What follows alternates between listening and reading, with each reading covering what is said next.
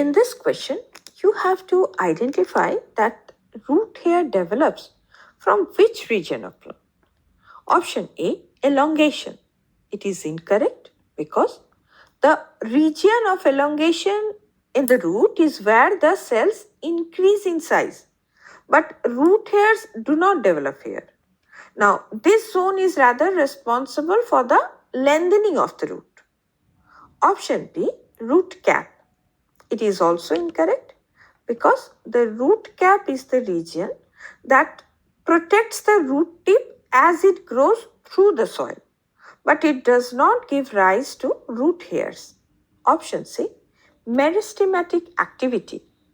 It is also incorrect because the region of meristematic activity is where the cells actively divide, but root hairs do not form from here. Option D, maturation. Now, root hairs develop from the region of maturation, that is, where cells differentiate and specialize. And this zone is involved in the absorption of water and nutrients from the soil. And that's why root hair play an important role.